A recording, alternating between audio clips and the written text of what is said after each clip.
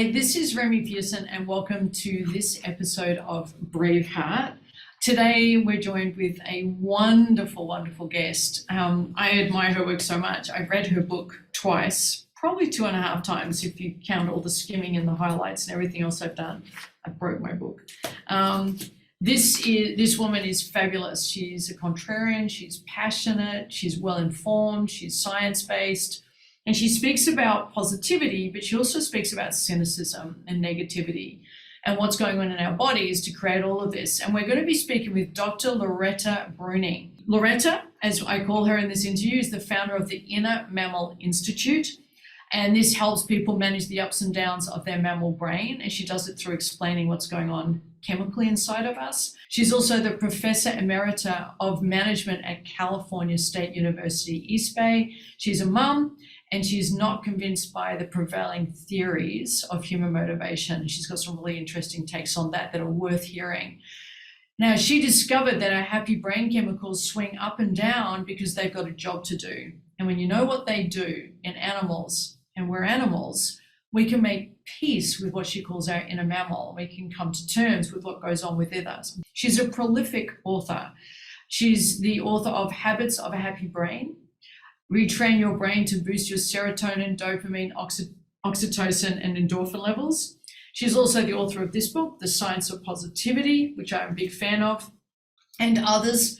And I just think she's fantastic. I trust you enjoy this. I'd love to get your comments on it. There's an email address about to appear in the YouTube or in the show notes where you can email me any comments. And I really trust you enjoyed it as much as I did. And here is Dr. Breuning. Tell us a little bit about yourself. How did you come to have this wonderful book in the world that we can all benefit from? How did we get here? Oh, well, I could give you the deep answer, but first I'll give you the shallow answer because that's interesting. So I wanted to write all my life and never succeeded. And then finally, I took early retirement from teaching in academia for 25 years. And self-publishing was invented. And I said, the heck with it. I'm just going to say what I have to say before I lose the rest of my marbles. And so I wrote one book and self-published it and nothing happened. And then I wrote another and nothing happened. And then I wrote a third. And that one is the third one. And so finally, I found a proper commercial publisher for the second, and then they picked that one up too. So that's the pragmatic answer of how it happened. Congratulations for your perseverance and your tenacity. I've heard what I've been doing to prepare for this podcast. I don't know, you wouldn't know this. I prepare for podcasts. So I have geeked out on you for the last week, visiting work you've done online and listening to your classes. So you run some classes. So I've probably listened to 20 of those.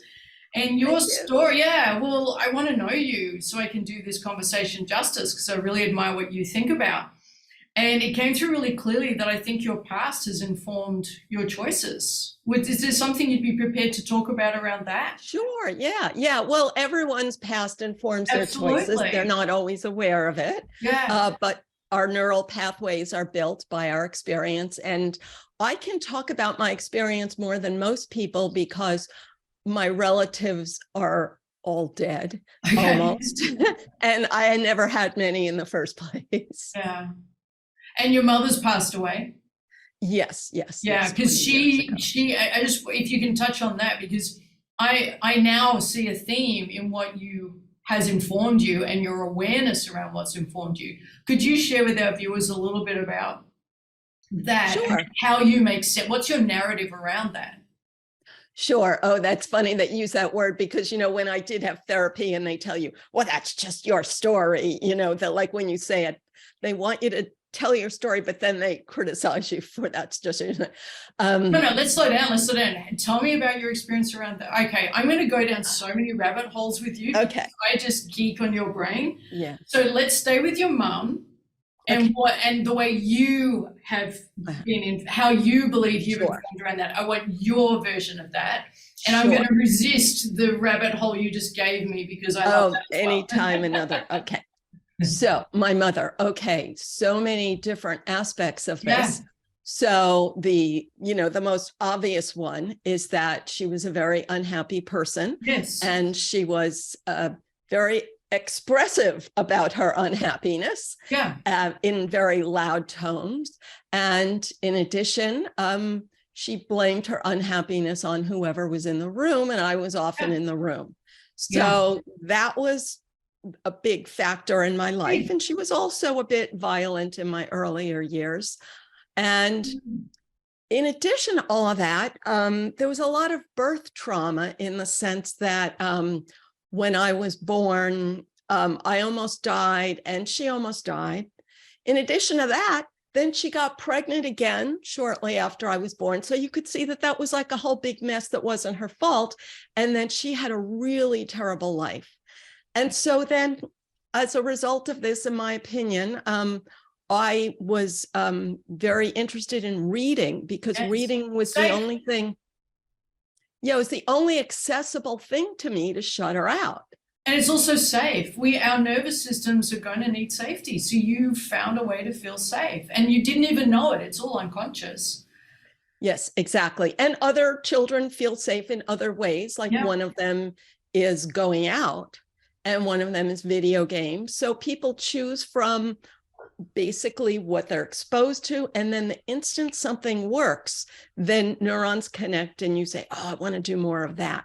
So that, it was totally unconscious. It was not at all with any sense of I'm going to grow up and be a great writer or something. But one of the things that I've heard through listening to quite a bit about your story is, from your perspective, is it developed your conscientiousness.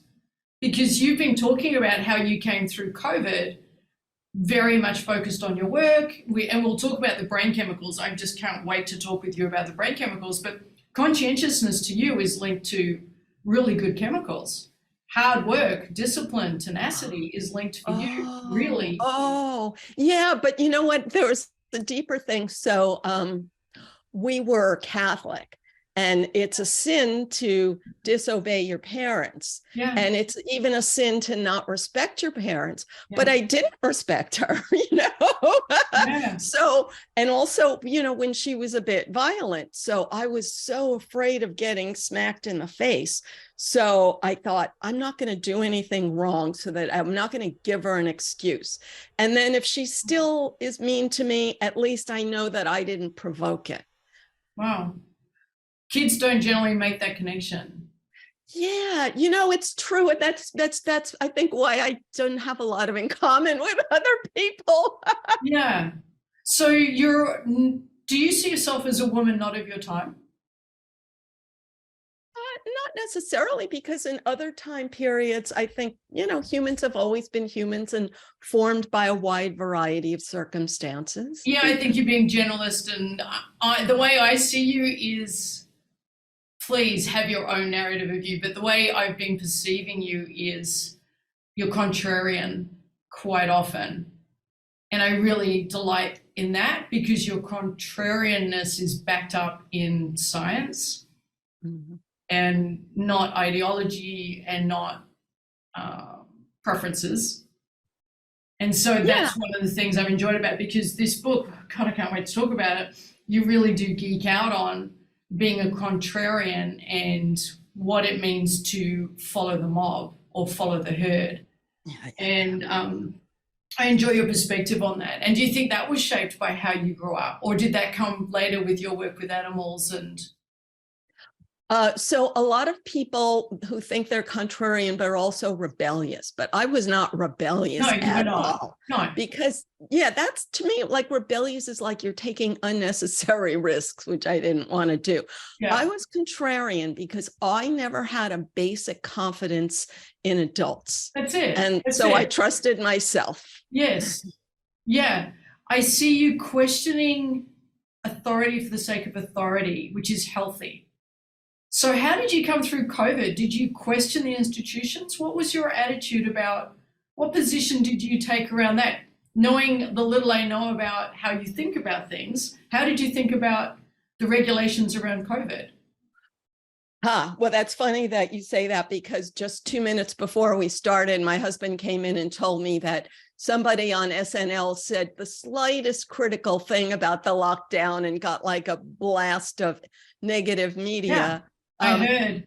Yeah, but I don't get that much media anyway. So, but Apparently they had silence in the studio on SNL when they said it. Yeah, because people are afraid to laugh, because even laughing at that joke, it banishes you from the herd. So it's a real fear thing going on.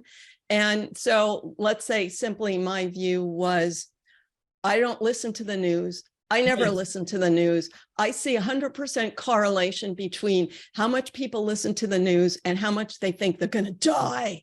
And have to think that I'll die unless I follow whatever the latest scare message is. And it's been that way like always. And so I certainly didn't start listening to the news. And so being a free thinker these days can be a challenge. But I comfort myself in the idea that it was always a challenge. And in the past, I'm a big fan of like history, and people got their heads cut off for questioning, not just questioning, but just failing to conform to every step. Terrible things happen. So in a sense, there's a cost to not following the herd, but my survival is not threatened. So I would be a fool if I didn't appreciate the good life that I have, rather than thinking, oh, my life is threatened because of. Social life can be. Yes, it is. And you know what? I'm grateful for that, because, I remember like in the past, like when I went to parties and I was so bored, I couldn't wait to go home. And I like, if I got invited to parties, then I'd have to either go or find a way to say no. So, so that's why I look at the positive. Okay. So let's do it. So let's introduce our viewers to this. So how would you describe this book? I know how I want to describe it, but it's your book. So how would you describe the purpose of this book? Positivity. So the purpose, I try to differentiate each of my books. And what I say about that one, because they're all about happiness, but this one is about how you have to commit to creating happiness for yourself, whether or not the rest of the herd chooses happiness, because they don't, and they won't, and they never will. And bonding with the herd around unhappiness is one way to feel good. And you'll just have to be unhappy in order to feel good. You're making yourself happy by being unhappy, and you don't know it. And so here's a way to know that you're doing it and see that you have an alternative. So what I'd like to do, where I loved was getting familiar with the basic hormones or the basic neurotransmitters. Can we my favorite, no, I won't say my favorite. So let's just start with dopamine and do the good ones. And let's just introduce everyone to how that works. Let's just do the basics. So the highlights, the headliners of the act, dopamine, serotonin, and oxytocin. Let's just go for it. So dopamine is when we meet our needs. Let's talk about that. So, because what I love about what you write about, you don't just talk about the chemical, which a lot of writers do, you link it to motivation. And it really helps me as a coach and a coach trainer to explain to people why they're motivated to do that. So would you please explain dopamine from that perspective? Because it isn't just a happy drug, which is the way we look at it. Yeah. And from that perspective, it's complicated, because the reason someone is going to a coach in the first place is because they perceive that they're not motivated. And so they think, well, why I don't have dopamine? How come other people have dopamine and I don't have as much? And so the important thing to know is that these chemicals are not designed to be on all the time. Each one has a very specific job. It's easy to see the job in the animal world because animals don't add a verbal layer to kid themselves about why they're releasing. Well, we create stories about how we feel because we forget that we're a drug manufacturing plant. Our whole body is a drug. That's the way I look at our bodies. We're a drug manufacturer. And we create stories about the drug we manufacture. Yeah, and the chemicals are turned on by neural pathways built from early experience, and there's no verbal ability in the animal brain. So you don't know why you're turning the chemicals on, and you just got to take a guess. Yeah. And when you see what turns them on in animals, you say, oh, wow, I see how this works in other people. And then the next step is to see how it works in yourself. Okay, so dopamine, we get dopamine. Why do we want dopamine? Let's start with why we want it. So dopamine feels great because it's your brain's release of energy. And that energy is released because you see a reward that you expect that you can get. And so the good feeling is the release of energy and the positive, but you need the positive expectation. If you don't think you could get it, your brain is not going to waste the energy. And the example I always use is if a lion sees lots of gazelles, but if it runs after everything, it'll end up starving to death. It has to be very specific. And what is specifically motivating that, like, I can get it feeling is neural pathways built by my own past dopamine, and yours is from your own past dopamine. And that's the challenge. So we'll go for different things based on what in the past got us the good feeling. Yes. Yes. So for some and then there are people, generalized skills, like if you say, I'm going to divide my goal into small steps and give myself a small reward after each step. That's a generalized skill that can stimulate anyone's dopamine. But why don't they teach you that? I could go on forever, but that's a separate book. But all of my books basically teach you that skill to manage it yourself. So the way we teach it is small steps that you can feel neutral about or good about. And if you can't feel great about it, what else can you be doing, or how can you reward yourself at the end of that step so you do get the dopamine hit? So each person could make themselves a list of 10 possible rewards of different magnitudes.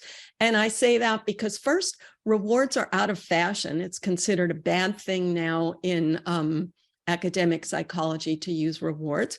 And also because we've had a lot of training that food rewards are bad, material rewards are bad, et cetera, et cetera. But then if you just reward yourself with watching a movie, then some people binge watch. But again, the skill that I mention in all of my books is how to cut those rewards into tiny chunks, because that's how it works in animal training. They give animals the tiniest sliver of a reward for a small step. And the animal is so eager to repeat that step to get that tiny reward. Yeah, I love that. I don't know how deep to go with you. So my training, I've got a master's in pos psych, and one of the biggest chunks of theory that pos psych has hung on to is self-determination theory, which is in it is basic needs analysis. And what they say is we want to be intrinsically motivated, not extrinsically motivated. And we are hammered on this message that it is much better to have it internal. So one of the ways I approach that, because I'm very mindful of dopamine, is we can generate dopamine with an intrinsic reward. So what are your thoughts on that? Is that bringing the two worlds together, or are you still in you don't need to make sure it's intrinsic, extrinsic's just fine? No, I think intrinsic reward is great, but the reason someone is stalled is because if I had the intrinsic reward, I'd already be doing it. So how to get past that when you don't have the intrinsic reward? That's the first thing. The second thing is people in my country rush to the conclusion it must be a disorder if you don't have the intrinsic reward, and then some doctor can fix you, which is so harmful. So to blend the two theories, intrinsic reward is nothing but extrinsic reward that happen in your early years. So you built the pathways big and strong, and now you flow there effortlessly. So an extrinsic reward is to help you supplement that and build new pathways so it can become the intrinsic reward of your future. But the theory doesn't help you if you're only going to stick to intrinsic rewards and they're not working. Yeah. Oh, wow. I could do an hour just on that. I can't really resist. So dopamine is about getting needs met. Can you address that directly? Because I am a huge fan of attachment theory, self-determination theory, anything that helps us explain why we do what we do when it doesn't seem to make sense. So I believe we have basic needs for safety, for security, for belonging and acceptance. How does that link with dopamine? Because you do say directly that dopamine is about meeting a need. Sure. Once your physical needs are met, then social needs play a much higher priority. And social needs are, of course, oxytocin and serotonin, which we'll get to. But in the state of nature, it took so much effort to meet your physical needs that you didn't have so much time to worry about whether you got invited to a party or whether your boss applauded your comment. And so, and you had real physical threats. So your boss ignoring your comment did not trigger your alarm system because it was busy monitoring bigger threats. And then also dopamine is, what I loved was one of the things you wrote about it, even negativity can get you dopamine. Talk about that. Sure. That's epic. So dopamine is about prediction. So from the basic needs, I predict that if I climb over the next mountain, that there's going to be food or water. And that's why humans are so eager for activities that involve prediction, whether it's the weather or the stock market or gambling. So negativity is when you're making a prediction, such as the familiar example as the world is going to hell in a handbasket, or I know I'll mess this up the way, or I know you'll mess it up. So whenever you predict, it helps you decide where to invest your energy. And that's what your brain is always saying. Is this a good place to invest my energy? Is this a good place to invest my energy? So we can become addicted to negativity as a way of getting dopamine.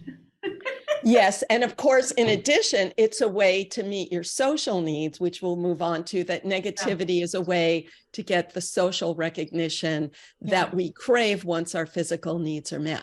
Should we do that now or in oxytocin? Whatever you. Yeah, let's do it now. I find this fascinating. So talk about our social needs, because I believe we have a social need to feel secure and safe in the relationship. And I like this research on how our nervous system, we want to be able to self-regulate. I love self-regulation theory.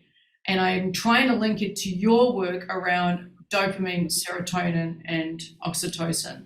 And cortisol, obviously. We don't leave that out. Yeah. So I have strong feelings about this thing about being safe, because in the modern world, it has become this universal crutch.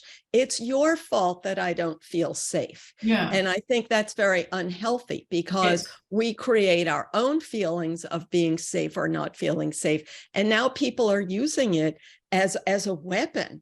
Like you could, in the US, I hate to say, like you could sue someone, like, you made me feel unsafe and you did that on purpose. So that's harassment and I'm going to sue you.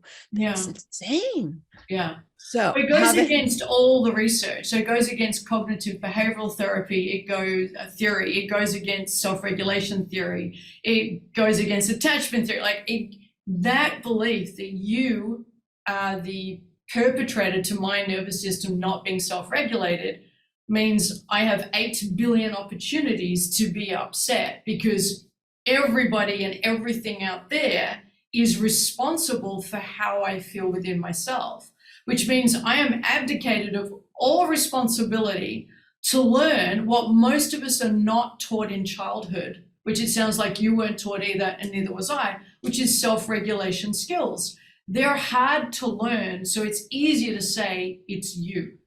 It's hard to learn self-regulation. Yes. It doesn't happen. But now, like the formal system is reinforcing that view, because I call it the child view. That's the child view, which we should not have in adulthood. But children are, the child view is being cultivated because it helps to sell whatever you're selling, which, is. Is it that? Why is whatever the child view? Why is the child view so popular and viral? I'm trying to address that in terms of. Well, if I'm trying to get followers, whether I'm a teacher who's trying to get good reviews for my class, I'm a politician who's trying to get votes, of course. I'm an adolescent who's trying to get social rewards. And I'm the brain of every human, which was formed in adolescence, is trying to get. Got it. So it's a reward system. And also you speak about this in your book and in your conversations that I've listened to, that a lot of us are driven to belong to a herd. And if the herd is driven by cynicism, one of the things I loved about this book was how you talk about cynicism, and I want to talk about that with you. If we're driven into being a herd that is cynical of others and others, so tribalism, then to speak out against the herd we now feel we belong to is social death. It's literally cortisol. So we're not going to speak up. We're going to suppress. Now, for me, my work is around authenticity and being our truest selves as much as we can be, which involves a lot of self-regulation and self-reflection. You can't belong to a cynical herd and be authentic, because authenticity's price is speaking up, even if it's against the majority view. So I'm seeing people part of cynical herds constantly having to suppress any authenticity to have the group think. And then they blame you, like you've taken away my authenticity. But the reality is that everyone is making a choice in every moment. Yeah. And there's always a cost to authenticity. So we're all making the choice of when and how. Yes. And I do not begrudge anyone who restrains, because every time you're with another person, you have to restrain your authenticity to find the overlap between you and that person. Yeah. And if you have to feed your family, maybe you have to overlap with like a lot of people and you have to restrain yourself. So you're always making that choice. And that's not oppression. That's just life. And what I explain is a mammal, a gazelle, is always making a decision. Do I take one step closer to the herd, or do I take one step toward greener pasture? Yeah. If I step closer to the herd, I'm going to have more social support, but I'm going to eat grass that has been peed on by other gazelles. Yeah. And they don't like that. And they really know. So they want to trot off. But the minute they trot off, then they feel isolated, and then they want to go back. And so this tension, this back and forth, is normal. It's not a disorder. It's not a tragic flaw in society. Yeah. Even a small-brained mammal is able to do that social calculus. Yeah. And so I think what you're saying is we're not that aware of that in our society today. You'd think we would be after this long studying this pattern. So how do you view that then? How do we make a healthy choice based on what you just shared? What would be a healthy choice? So, like I said, there is no easy way. No. And yet I have to have one easy way for each of the chemicals because people want that. But thank you for giving me more than 5 minutes. Most people want it all in 5 minutes. No, I could do the whole conversation on just dopamine, and I'm desperate to get to cortisol because it's so important. But let's help them out. So I know right now, because our viewers love these conversations so much, what's the way of navigating this? What is it we need to be aware of, for example? Let's start there. So for oxytocin, so for each of them, there's, one thing. So for oxytocin, so first the idea is that my oxytocin is wired by my own past experience. So whether I feel supported, whether I feel trust, that I'm creating that. Now, it wouldn't help me to have oxytocin every minute of every day, because then I would trust people I shouldn't trust. Yes. So I should thank my brain for making careful decisions about when to release it. And then I should pay more attention to what decisions I'm making and see how the pattern fits my early experience, and then say, that's just a pathway. I can build a new pathway. What new pathway do I want to build? And the simple answer for oxytocin is the idea that I can create the feeling of being supported in my own head by supporting others, but not in this way of like one-for-one reciprocity, which is so tempting. One-for-one reciprocity is like, I groom your fur and then I expect you to groom my fur. And if you don't groom my fur, I get mad at you and I'm a victim and it's so unfair. I did this for you and you didn't do that. Even monkeys don't do that. So what monkeys do is I groom your fur, and then maybe 6 months from now, something happens and you protect me. But 6 months from now, if something happens and you don't protect me, then I go and groom someone else. So the way I can feel good is every day I'm going to groom one person's fur. And I'm going to do it in a way that feels authentic to me. I'm not going to try to rescue them. I'm not going to try to take over their life. I'm not going to buy them a new car. I'm going to do them something tiny that I enjoy, but I'm going to do it every day to a different person. What about people who don't do any grooming, who just expect to be groomed, metaphorically? So I think the core of this is... How are they getting oxytocin? We need to talk about what oxytocin is, but how are they getting oxytocin? Is it the fact they keep receiving? Well, they could keep receiving. Maybe they don't receive because other people are not, they're probably dissatisfied with how much they're receiving. So when a person does that, it's because of unrealistic expectations that have been created in their past. So maybe they received so much and never reciprocated, or maybe they received nothing. It could vary, or maybe they embraced some kind of cognitive verbal philosophy that tells them that they're entitled to belong. And if they don't feel like they belong, then it's a social injustice or it's a disorder or something like that. I'm thinking about the person who never received oxytocin. So there was no proximity, there was no affection, there was very little social validation in the family up to the age of about 7 until they became more social outside of the family.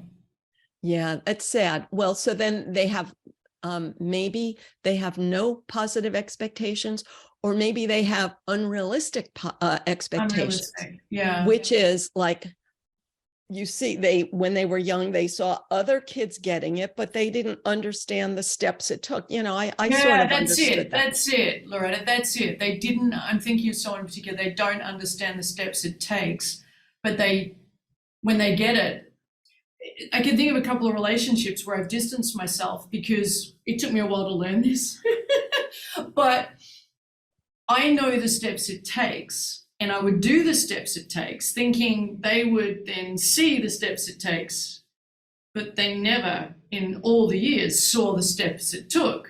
And so it was just this, and so I started to do the classic codependent feel resentful because I'm doing the steps, and then I stopped grooming, to use the metaphor, and they got really dark with me. Like, this is a family member, they got really dark with me because I've withdrawn the grooming. Because I understood the steps. To build a healthy relationship, you need to groom. And I love that metaphor. They never groomed. And I finally caught on, they're not grooming. It's never in all these years been my turn. And so I stopped. And now then they were upset. They're hostile, like angry and striking out at me. Yeah. Well, then the next step is to sort of talk to them about this. But I have to say that it's very hard. And yeah, I know I haven't done it in my own life. It's like nobody I know, nobody's read my books among the like real physical people that I know, you know. I've tried talking about it, but if you don't want to be aware of the steps, you'll never be aware of the steps. It's like there's a black hole, or it's like believing I'm trying to think of a metaphor for this. You'll never convince some people that the earth isn't flat. No matter how much logic and science you have, they're still going to die convinced the earth is flat because of whatever internal needs and mechanisms they're working from. Yeah. It's the same thing with some people who don't want to hear this message. Yeah. But to own your part of it, you had trained that person to expect grooming.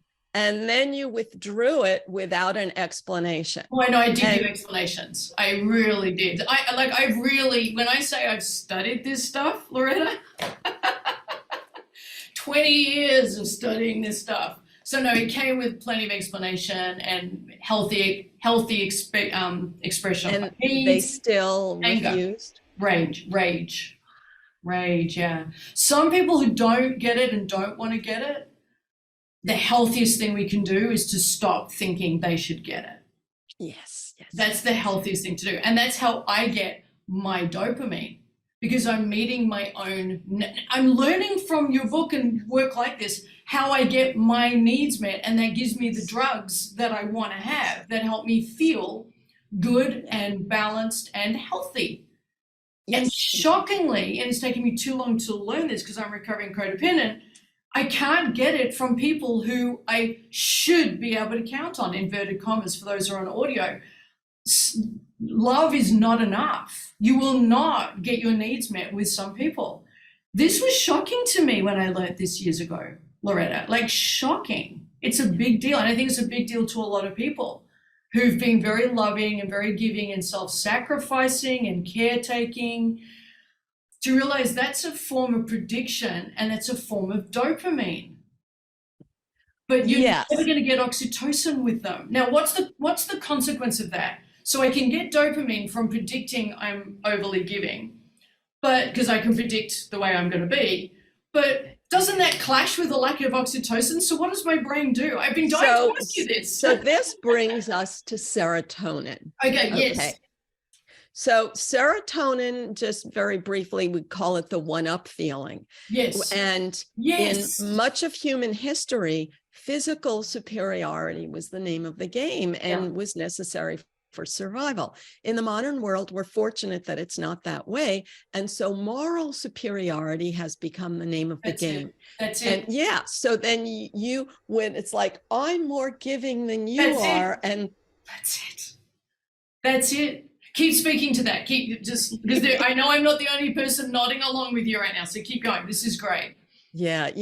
I have to say I wasted too many decades on that thought loop also. Well, you write about it in the book. And the other thing you write about very passionately and very strongly, and this is where I sense the contrarianness in you that I admire so much. You're saying that the research in competitiveness in animals stopped in the 2000s and onwards because of it became socially unacceptable.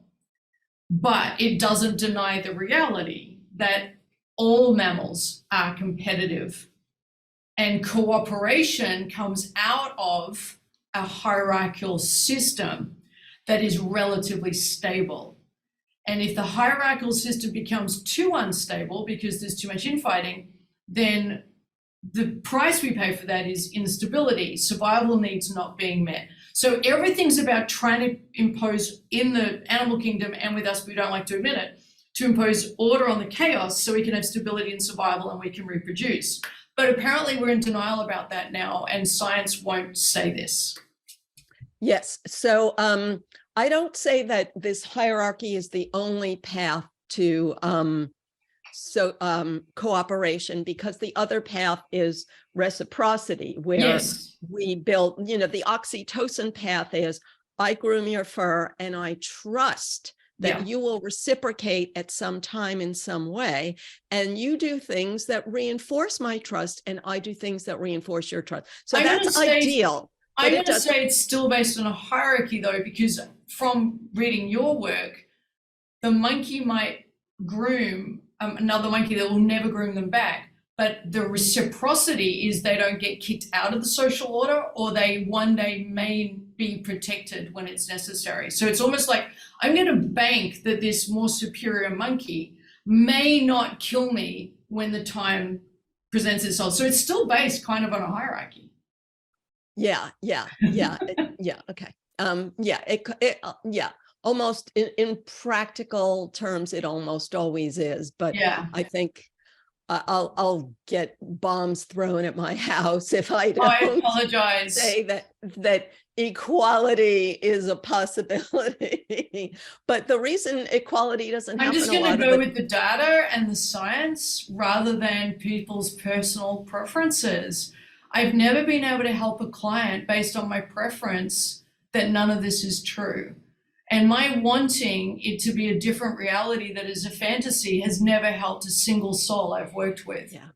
Yeah. So and also, let's say equality can work, but the problem is I don't have an objective assessment of my contribution, and you don't have an objective assessment of your contribution. So for two to be, so let's talk about it. Let's just spell out serotonin. It is the drug designed around either physical superiority or we've interpreted it now as moral superiority. It's the one-up feeling. Yeah. It's the feeling of relative strength or comparative advantage that in the animal world allows you to reach for a piece of food, because in the animal world and in David Attenborough videos, if you reach for a piece of food near a stronger individual, they're likely to bite you. And the pain builds a cortisol circuit that says, whoa, I'm not going to assert myself around a stronger individual.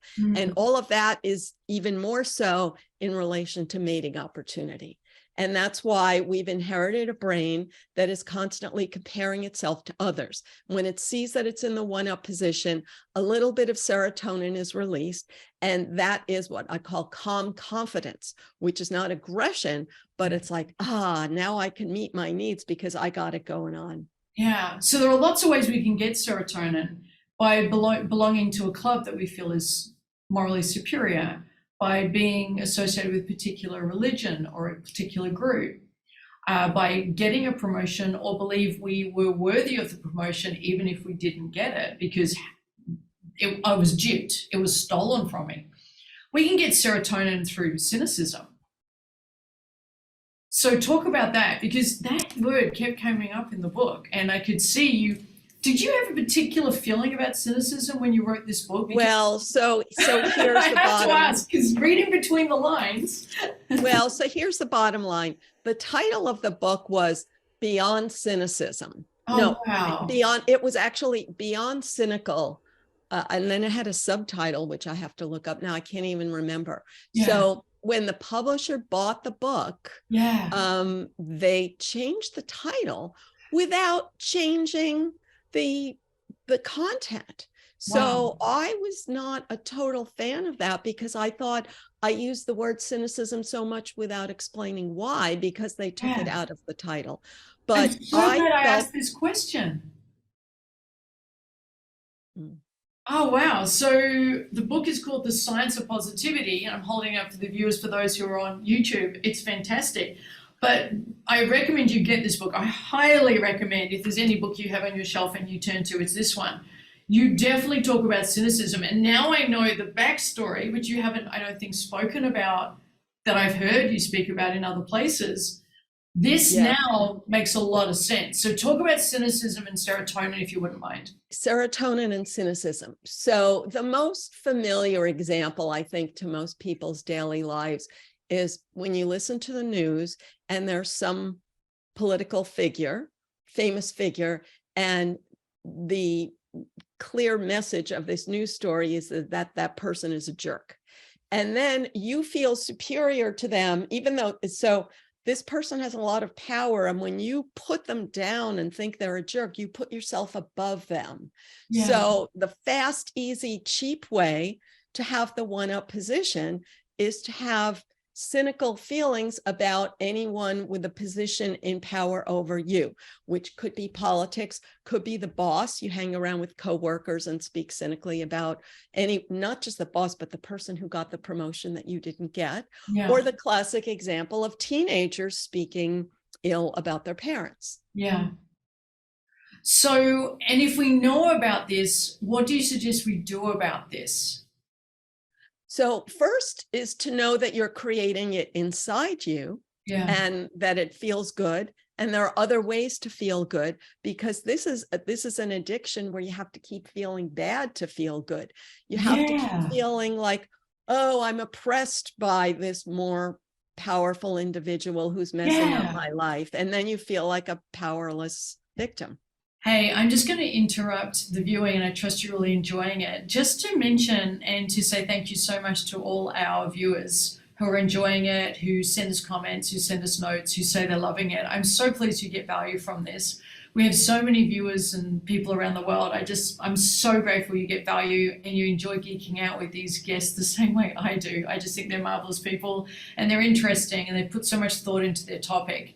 And if you love it and you're really enjoying it, one of the things you can do is to help me out. I would love it if you'd head over and become a subscriber somewhere.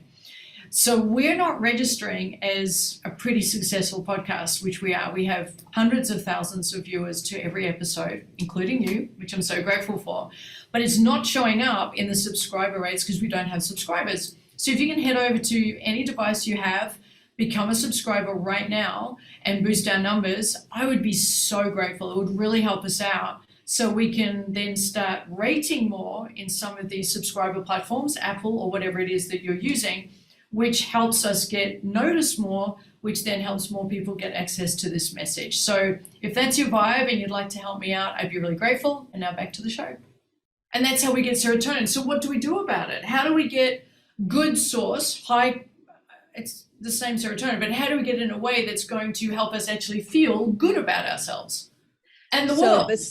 The simple short answer I use is to put yourself up without putting others down. So how can you put yourself up without putting others down? It's not so easy because we really would rather be applauded by others than to applaud ourselves. And it's so tempting and obvious to put others down. And when you put yourself up, you don't necessarily believe it. So what I always say is, you can tell yourself, I'm not going to do the social comparison thing, but you're going to keep doing it anyway. So the best thing you could do is to be aware that you're doing it, and then to say, I'm making a choice of where I focus my attention. I could focus on their strengths and my weakness, but then I'm going to feel awful. Or I could focus on my own strengths and find some way to feel good about my own strength. Yeah. So my mind then goes to, I'm a mindfulness practitioner as well, and because of my psych background and Buddhism, and they would say that social comparison takes us away from inner peace. But you're saying the only source of serotonin is through some form of social comparison. Is there any other way we can get serotonin? Well, I'm also saying that even though those people say that that social comparison is bad, that they do it relentlessly. They do it all the time. Like mindfulness teachers are the simple example is we're the conscious community, and look at how much more conscious we are than them. That's so all true. They're constantly doing that. And then I was on a silent retreat last year. There was comparison when we could finally talk about how they feel they did being silent compared to others. And I could feel myself getting caught into being annoyed when someone spoke during the silent part of the 5-day silent retreat. So there was my serotonin without me even realizing it. Yes, exactly. So everyone and does it. And then I felt superior when I left because I had stayed silent for the whole 5 days. So there it is. Got it. So I took yoga for 10 years and I got really fed up with hearing this. And when we get to cortisol, my yoga teacher was constantly talking about her stress. And my perception was that that's the whole point of yoga, is bonding around stress, which is exactly what the book was, is that we have to feel bad in order to be in this club, where then we can feel superior about that we have a better stress management tool than your stress management tool. And also I noticed the comparison in so-called spiritual community of I'm more spiritual, or because I'm poor, that makes me more spiritual than someone who's wealthy. Yes, exactly. So we do that have better this or better that or better that, whatever it is. Yeah. And that's just serotonin. And we don't even know that we're creating all these stories to get the fix, to get the drug hit. Okay, so we've done a little bit on dopamine, oxytocin, serotonin. Is there anything around endorphins we want to do here? Or should we go to cortisol, the big brother of the tribe? I don't do much about endorphin. I'll just quickly explain that it's stimulated by physical pain. Yeah. It's the body's natural opioid. We're not meant to inflict pain on ourselves to stimulate it. So we're meant to stimulate the others and just have endorphin in emergencies. Okay, great. So let's do cortisol and adrenaline. Sure. I I'm resisting. I've written 1, 2, 3, 4, 5, 6, 7, 8, 11 pages of notes based on your book, and I've touched on maybe 3 of the major points. So let's do cortisol. Okay, well, good thing I had lunch before we started. I know people are going to find this intriguing because people who listen to this podcast are really committed to figuring out how to be more conscious and be their best selves and have a better life. And a lot of it's woo-woo, whereas you're just the science of it. This is what to do. This is what to care about. So please, let's do cortisol. The baddie, boo. Sure. Well, since you're going deep into this, I'll start with the adrenaline thing because people often confuse them. So the simple example I use is if you hear a loud noise in the middle of the night, adrenaline is what wakes you up and freezes you and gets your attention. And then you gather information. And when you're gathering information, you're judging either this is good for me or this is bad for me. Like maybe the loud noise is somebody you've been wanting to see for a year has suddenly shown up at your door or something. But the minute you say, oh, this is something bad, that's cortisol. Yeah. Now, but the story we create about it we can create a story in our heads and produce our own cortisol. Yes. So we don't even need to hear a noise. So the example I give, something could remind me just in my head about something bad from my past, and I can feel the tightness in my stomach. But if I want to create a story around it, Loretta, and I really want to go deep, I can have cortisol flooding through my entire system. Yes. What I do these days, hopefully because I'm helping myself with more self-regulation, is right now I'm flooding my system with cortisol through the stories I'm telling myself. I am making up a whole bunch of stuff, and then I'm going to make up more stuff about why I feel bad, confirming why I feel bad. So I just stay in this super loop of cortisol. How about you change the story? So I do a lot more of that these days. So I have a whole separate book about that. It's called Tame Your Anxiety. Yeah, great. We'll have to get you back on. I will have to read that, and I'll put that in the program, and we'll have to talk about it. I'd love to. Tame Your Anxiety. Great, and I'll send you a link to a free PDF right now, okay? I'll buy it. I'd like to support. I support authors. I'm an author. I will buy the book. Thank you, though. I appreciate that. So, where do you want me to start? Well, you introduced us to adrenaline, and I got too excited about cortisol. So talk about cortisol. Okay, so exactly as you said. So first, the feeling is like I'm gonna die. Yeah. And that's valuable from an evolutionary perspective. If you imagine, and this is all in Tame Your Anxiety, if you imagine that a gazelle smells a predator and it would rather keep eating because it's hungry and it has to eat 10 hours a day to get enough nutrition. So when it smells the cortisol, you could say, it's probably a false alarm, but no, it has to run. When it sees the rest of the herd run, its cortisol is triggered, and it runs because sticking with the herd relieves the bad feeling. So we're always trying to do things that relieve bad feelings. That's how it's designed to work. Yeah. So if you think our ancestors, if they didn't look for food until they were starving to death, they wouldn't have enough energy and they'd die before they found food. Okay. So the minute I get hungry, cortisol is released by low blood sugar, and that tells me to start looking for food. Okay. So, and what triggers cortisol is whatever triggered it in your past, because neurons connect when cortisol flows. So it could be some teeny weeny little thing that's linked to what triggered it in your past, because our neural pathways are not built by logical analysis. It's just connections between the randomness of whatever was occurring together. Yeah, it could be the sound of thunder. It could be the sound of thunder, and then something gets smashed in the kitchen. And it was the thing that smashed in the kitchen, but from then on you shake it thunder. It's just the most random things become anchored neurologically in our brain. Yeah. And it's not a disorder. It's how the brain works, because you could see how in the state of nature, when things were linked, it helped you anticipate the threat in time to save yourself. So the whole idea of making it a disorder, I think, is not serving people.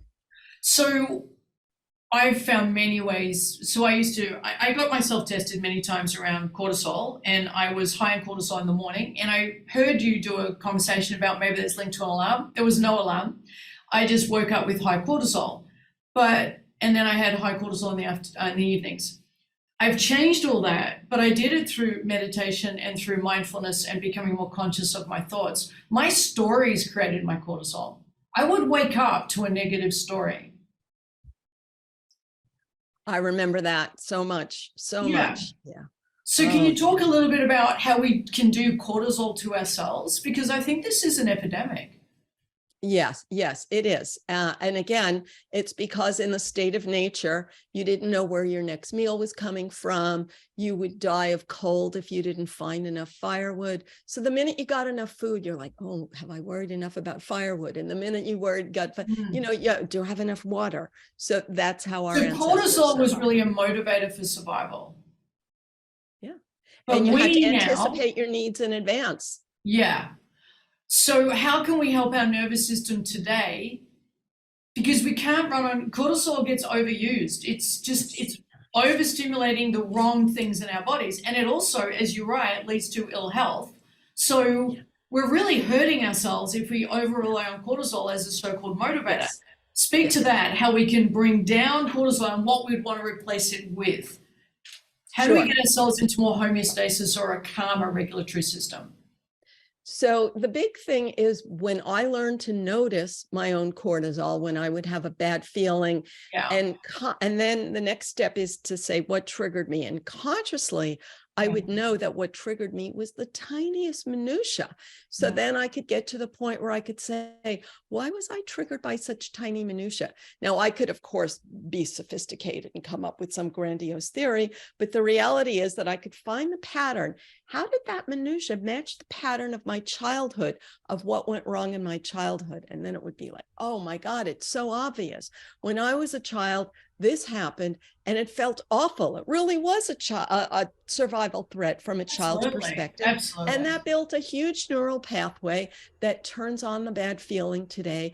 And the minute the feeling is on, it's designed to last for a long time. And once it turns on, it tells your brain to find evidence of threat. Then you find the evidence, you're convinced that the threat is real. So that turns on more cortisol and you get into a cortisol spiral. And once again, it's a real feeling. And one healthy thing is actually distraction.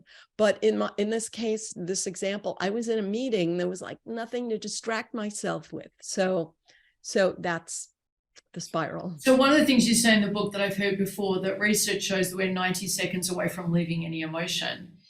Most of us aren't having that experience around the more negative emotions. When you go in a cortisol spiral, it's not 90 seconds. And I think it's a little shaming to say it's 90 seconds because from personal experience, I know when cortisol is jettisoned through my body, I am not 90 seconds away, Loretta, from being calm, regulated, Remy. That is nonsense. So why is the research saying that when it's in complete opposition to my experience?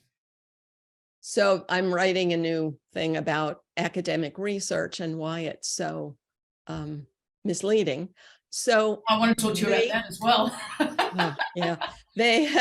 That'll next time. So they will chop something up into small bits. If you wanted to find a study that could prove that you're 90 seconds away, you could design a study that could prove it, right? Yeah. But the bottom line is cortisol is physically in your system and it's designed to last for a long time. The simple example is when a gazelle first smells a predator or hears or sees a predator, that's the alert that says, wait, I better stop what I'm doing and pay attention. That's the adrenaline. The cortisol is, I better run. And that running is preparing your body for a long workout rather than just instantaneous. So once it's released, now in 90 seconds, you could change your thought, but the cortisol will still be in your body and it will still be telling you, look for bad stuff. So that's why I say do something fun once your cortisol turns on so you don't get into a spiral. Yeah, I'm glad you said that because I'm not a fan of the 90-second rule when it comes to cortisol because I know that the science is it's in my body for up to hours. And it's very dismissive of people who experience the cortisol spiral. And I realize we don't contribute, or we hurt ourselves by creating the stories, but the cortisol's there. That's a reality. It's not gone in a minute and a half. One of my concerns, so you wrote in the book about distractions can be good, and then you addressed my concern, which is distractions can become their own form of compulsion and addiction. So one of the things I teach a lot, and now I include your angle on it, is that self-regulation can be its own form of self-harm. So we're all going to self-regulate. We're all going to find a way to get back to homeostasis, but how we get back could be really self-harming. So it could be through any number of addictions or binging or on TV or social media or food or whatever. It could be caretaking others and self-abandoning. It could be fantasizing, dissociation, numbing out. Like I know 80 ways we can get back to self-regulation, and they're all self-harming. Can you speak a little bit about that? Yeah. So a simple way to think about it is to say to yourself, distraction works. There are thousands of different distractions. Yeah. The distractions that I'm currently relying on are because they're real physical pathways built in my brain. They're huge pathways for so many reasons we could go into. And that's why it's hard to let go of them. But the minute you tell yourself, like when people want to stop drinking and they're like, they feel like they're giving something up. Another way is to think about, I'm getting something rather than giving something up. Yeah. I'm saying that everyone needs distraction, and I'm going to give myself a new distraction. And that will make it so that I don't need as much the distraction that I already have. And then to regulate, as you said, in the times and ways that you use the distraction. Yeah. So can I share a little bit about how I'm teaching it? I'd love your views. Would that be okay? Yeah. Yeah. So the way I'm teaching it and approaching it, self-regulation is going to happen no matter what. How we get to self-regulation can be harmful or helpful. We need to identify if it's a harmful way, and then recognize if it's a harmful way, we're probably, even if it's helpful or harmful, we're probably not capable of sitting with the discomfort that triggered the distraction. So rather than creating a different distraction, I'm encouraging my students and clients to learn to sit with the discomfort. And then is there a step 2 or that? Well, there's 4 steps, but the first step was 4 or 5, but to sit with it and realize we're not going to die, because it feels life-threatening. And if we face it and sit with it, it actually is not. And as we get more familiar with that discomfort, be it anxiety, overwhelm, hurt, pain, grief, loss, sadness, if we learn to sit with it, we realize it's not going to consume us. And so we don't need the distraction as much. And there's other steps to it, but that's the first step I teach. And that's really helped me navigate out of distractions, nice word for compulsions, compulsion of overworking, compulsion of self-sacrificing, of over caretaking, of so many ways I was putting myself out there to the point of redlining rather than self-care. And I've reversed it all because I now know I can trust myself to sit with that. But now I'm linking it to your book, and I'm starting to think, well, what chemical am I sitting with? Not just the feeling, because every feeling is a chemical. So I'm starting to think about it in terms of the science. What's the chemical right now I'm learning to be with? What are your thoughts? What's the chemical that you're learning to be with? Well, if it's a discomforting, I know it's cortisol, but I've interpreted it as anxiety, overwhelm, blah, blah, blah, blah, blah. That's all cortisol. Yeah. I'm learning to sit with, well, what I'm sitting with is an overwhelming feeling to run or fight or whatever. It's cortisol. I'm learning to sit with a chemical reaction. Yeah. Okay. That's fine. I personally like distraction. I don't know. Can I explain, I guess? Yeah, of course. This is your story. So I found my ultimate distractor, and I found this by accident, is when I watch a movie with subtitles and I understand the language. There's a few languages that I understand well enough if I see the words in English so that I can hear every word, but it absorbs me so completely to process all of that, eyes, ears, Love. that I can't think about anything else. And I notice that after I do that, I feel like, because I Got totally it. stopped thinking about anything else. I love it. Otherwise, let's say how often do you watch a movie and like there's a boring minute and then your mind goes back to, Yeah. oh, life is Yes. passing me by. This is great. I'm 1 year closer to dying. And Yeah. I'd like to do this, but I can't do that because this is And I standing in left the all the way. ironing and oh my God, I'm going to be late for tomorrow. I love that.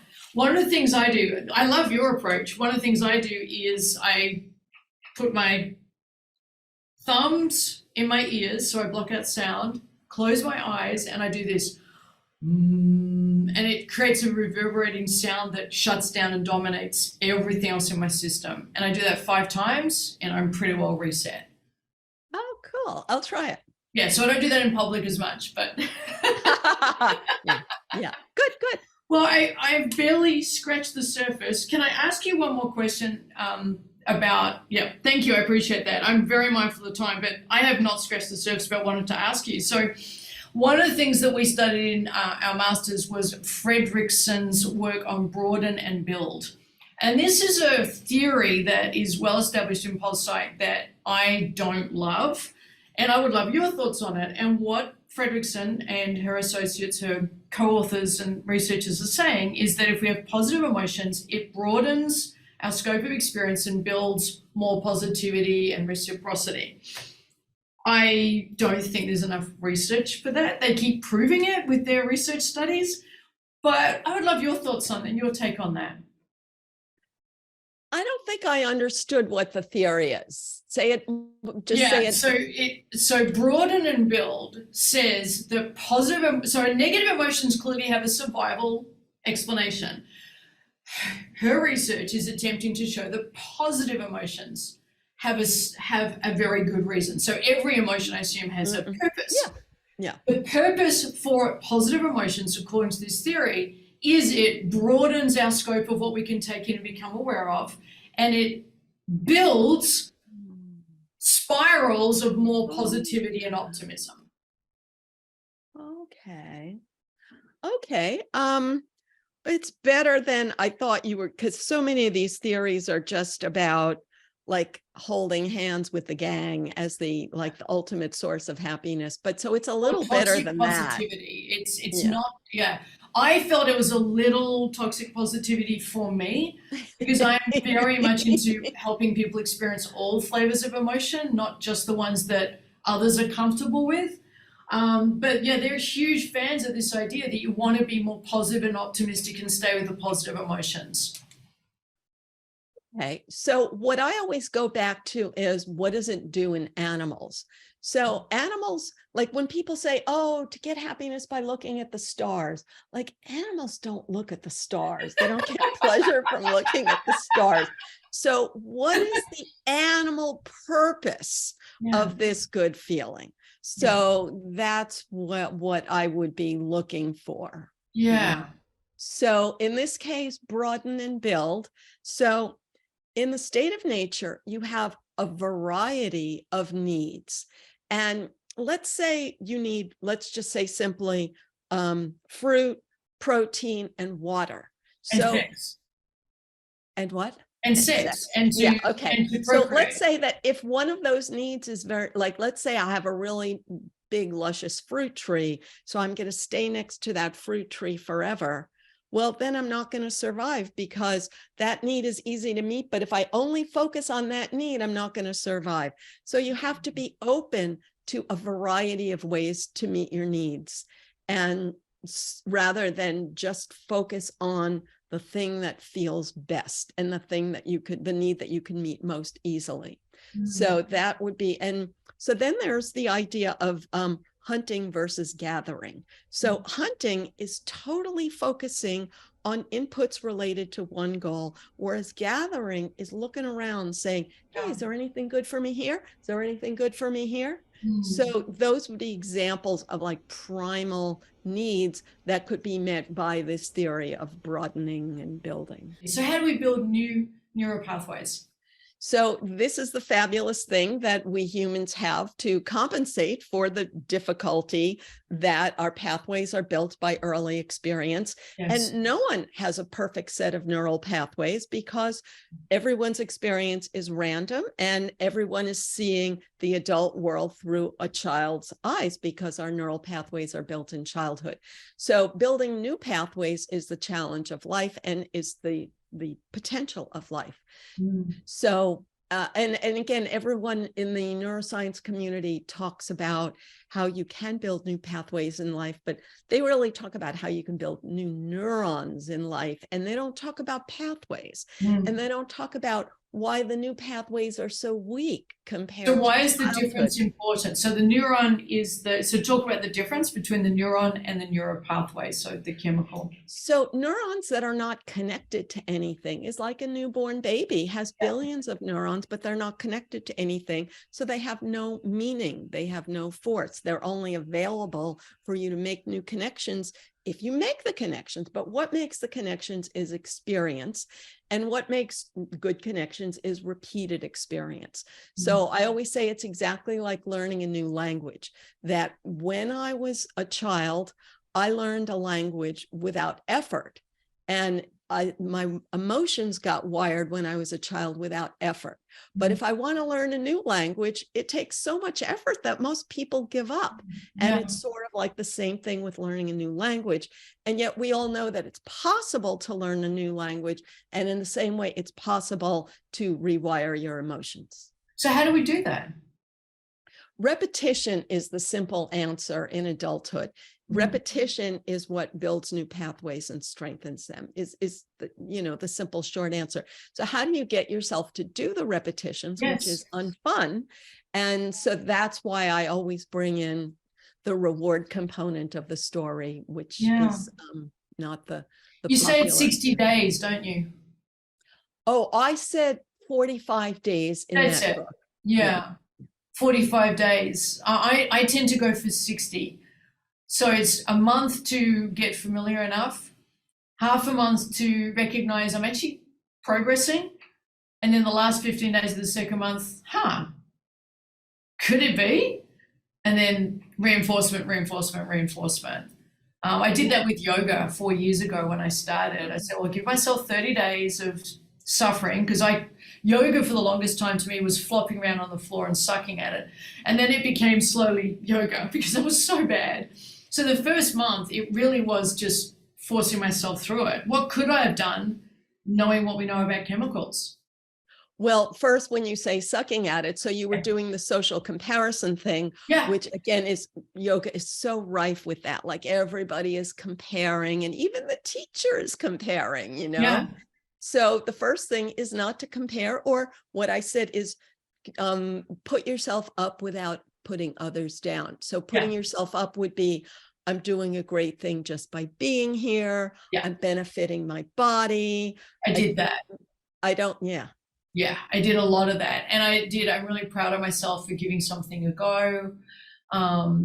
There's one of the things that really motivates me. I'm very good at long-term planning and goal setting. So I can do something that'll take me 20 years and I'm all good with that. And I think you're the same. One of the ways I'm able to delay immediate gratification and go for long-term gratification is I'm becoming a better version of me because of this, and my future self will thank me. And that prediction seems to give me dopamine.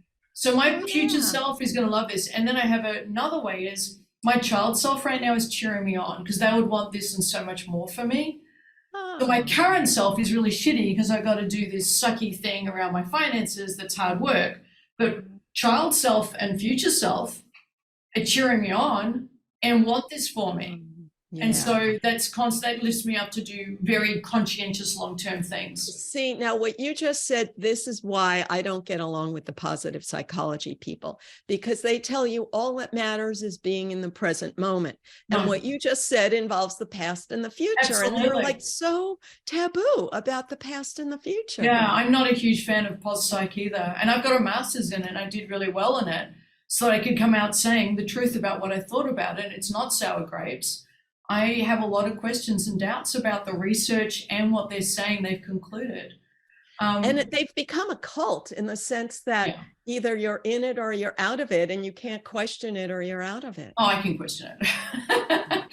So what I teach is a form of coaching that I developed called metadynamics coaching, which takes in the whole person, which is caring about their past, how it's informed them now, and their future, how they would like their future to, when they arrive at it, to be shaped.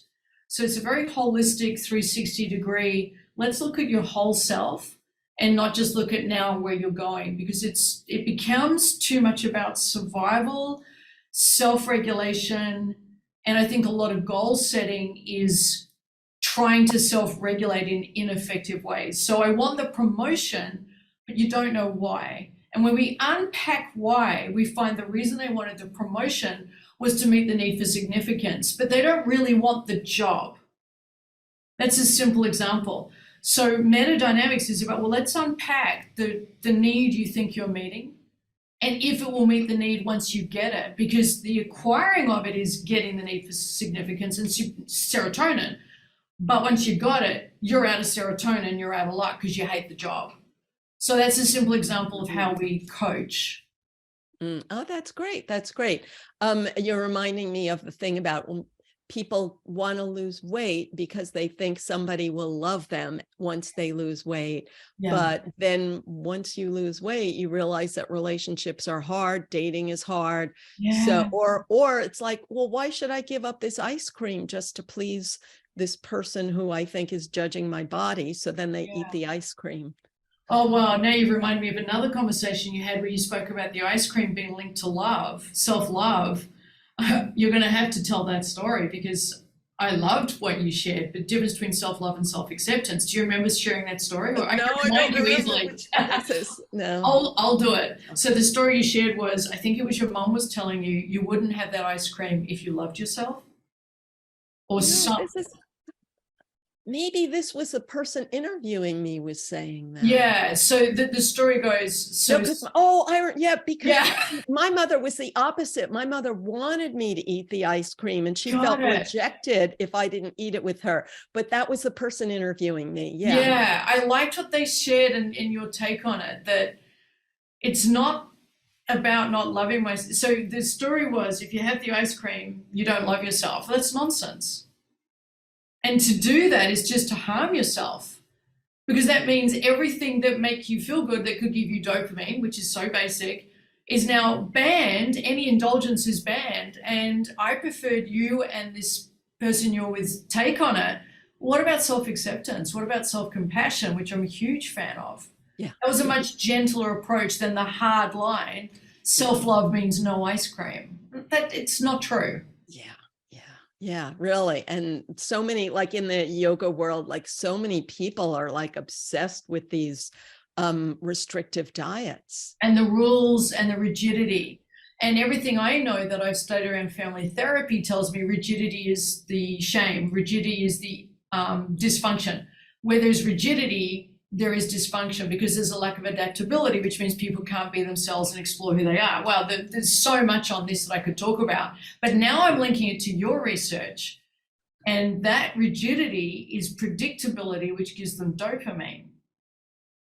So rigid family systems are getting dopamine through rigidity and abuse. Yeah, because it's how they make sense of the world. Because dopamine is about predicting if I get my need met. Wow, that's a whole nother topic.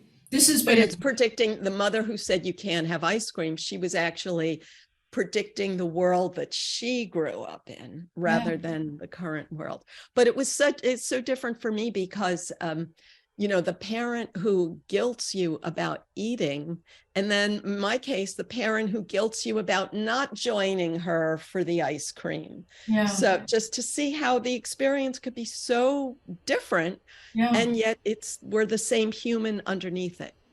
So how did you become so independent of thinking when you were raised being taught that you existed to please and satisfy her? Because I failed to please her all the time. Perfect. If I had succeeded, yes, I might have been like all other people. Yeah, you would have been very compliant. Oh, I love this. I think, yeah. Is there anything else you'd like to share before we wrap up? Well, thank you. Since I already added something on, let's see, did I cover everything? What you said did I cover everything? No, I did something? not say that. We did not cover Okay. everything. Well, is there anything else you feel you'd like to add? I have a course. Yeah. That it's a video online course that Good. can help people do this step by step, because so many people, when they read my books, they say this makes sense, but I don't know how to apply it to myself. Yeah. So I have a lot of different resources, including this new course, to help people apply it in small steps. Yeah. And a lot of people tell me they want examples, but I'm a little bit shy on examples, because people, like, if a person writes to me and says, writing helped me, relieve my stress, and they want to tell the whole world that writing relieves stress, but I don't want to do that. I don't want to make anyone think that yoga is the right way, or writing is the right way, or any one thing is the right way. It's all about finding your own pathways. Absolutely, definitely. So how do we find that course? So we'll put it in the show notes, and on YouTube it will appear on the screen. Where do we see people? So all of my resources are at innermammalinstitute.org, innermammalinstitute.org. And if this particular one, it says training at the navigation, or you just go to innermammalinstitute.org/course. Fantastic. I think that's just marvelous, Loretta. I think your work's fantastic and important. I really appreciate you so much. Thanks for coming. Sure. I appreciate it. Thank you so much. Bye-bye. Bye.